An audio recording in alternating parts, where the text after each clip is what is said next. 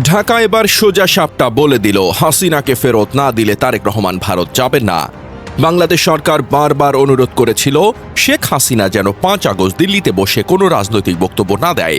দিল্লি সেই অনুরোধকে পাত্তাই দেয়নি। ফলে যা হওয়ার তাই হলো। প্রধানমন্ত্রী তারেক রহমান এখন স্পষ্ট করে দিয়েছেন, শেখ হাসিনা আওয়ামী লীগের পলাতক নেতাকর্মী এবং শহীদ শরীফ ওসমান হাদির খুনিদের বাংলাদেশে হস্তান্তর না করলে তিনি ভারত সফর করবেন না।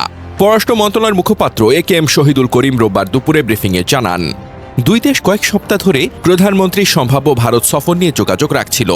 কিন্তু 5 আগস্ট নয়াদিল্লিতে শেখ হাসিনার প্রকাশ্য সংবাদ সম্মেলন সেই পরিবেশ নষ্ট করে দিয়েছে। আন্তর্জাতিক অপরাধ ট্রাইব্যুনালে মানবতা বিরোধী অপরাধে দণ্ডপ্রাপ্ত হাসিনা ভারতের মাটিতে বসে যেভাবে কথা বলেছেন, তাতে সফরের পরিবেশ নষ্ট হয়েছে। বাংলাদেশের অবস্থান পরিষ্কার, এই সফরের জন্য অনুকূল পরিবেশ তৈরি করতে হবে।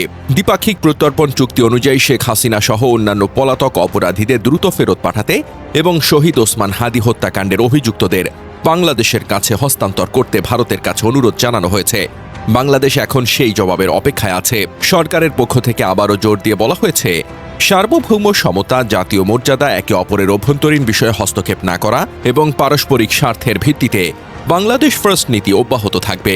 তারেক রহমানের শপথ অনুষ্ঠানে ভারতীয় লোকসভার স্পিকার ওম বিড়লা মোদির পক্ষ থেকে আনুষ্ঠানিক আমন্ত্রণ জানিয়েছিলেন। সেপ্টেম্বরে নয়াদিল্লিতে ব্রিক্স সম্মেলনে বিমস্টেকের চেয়ারম্যান হিসেবেও তারেক রহমানকে আমন্ত্রণ জানানো হয়েছিল।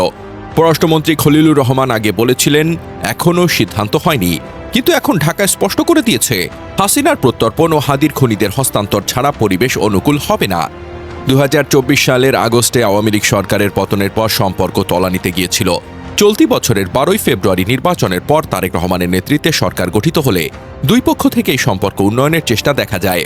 শপথ অনুষ্ঠানে ওম বিড়লার উপস্থিতি, খালেদা জিয়ার মৃত্যুতে শ্রদ্ধা জানাতে জয়শঙ্করের ঢাকা সফর, পররাষ্ট্রমন্ত্রী খলিলুর রহমানের দিল্লি সফর। কিন্তু দিল্লিতে শেখ হাসিনার রাজনৈতিক কর্মকাণ্ড বারবার বাধা হয়ে দাঁড়ায়। জুলাই গণ অভ্যুত্থানের বার্ষিকীতে হাসিনা যাতে ভারতের মাটি ব্যবহার করে বক্তব্য দিতে না পারেন সে বিষয়ে বাংলাদেশ আগেই উদ্বেগ জানিয়েছিল। তবুও 5 আগস্ট এফসিসি সাউথ এশিয়ায় সংবাদ সম্মেলন হয়। সেদিনই রাতে বাংলাদেশের পররাষ্ট্র মন্ত্রণালয় কড়া বিবৃতি দেয়। গত 10 আগস্ট প্রধানমন্ত্রী তারেক রহমানের সঙ্গে ঢাকায় সৌজন্য সাক্ষাৎ করেন ভারতের হাই কমিশনার দীনেশ ত্রিবেদী। বৈঠকে দুই দেশের গুরুত্বপূর্ণ দ্বিপাক্ষিক বিষয় নিয়ে আলোচনা হয়। বৈঠকের পর ভারতীয় হাই কমিশনারও বলেন, তারেক রহমানের সঙ্গে তার খুব ভালো আলোচনা হয়েছে এবং দুই দেশ সামনে এগিয়ে যেতে চায়। তিনি আরও জানান, তারেক রহমানকে ভারত সফরের আমন্ত্রণ আগে থেকেই রয়েছে এবং ভারত এ সফরের বিষয় ইতিবাচক। তখন মনে হয়েছিল হয়তো দুই দেশের সম্পর্ক আবারও স্বাভাবিক পথে ফিরছে, কিন্তু কয়েকদিনের মধ্যেই পরিস্থিতিতে নতুন মোড় এসেছে। এখন দিল্লির জবাবের অপেক্ষায় ঢাকা। পররাষ্ট্র মন্ত্রণালয়ের সর্বশেষ অবস্থান অনুযায়ী বাংলাদেশ এখন ভারতের জবাবের অপেক্ষায় রয়েছে। তবে এখন বড় প্রশ্ন হল, ভারত বাংলাদেশের এই অবস্থানের জবাবে কি করবে? শেখ হাসিনাকে ফেরত দেওয়ার বিষয়ে দিল্লি কি সিদ্ধান্ত নেয়? ওসমান হাদি হত্যা মামলায় অভিযুক্তদের হস্তান্তরের বিষয়ে কি অবস্থান নেয়? এবং তারেক রহমানের ভারত সফর নিয়ে নতুন করে কি বার্তা দেয়? এসবের ওপরই অনেক কিছু নির্ভর করছে।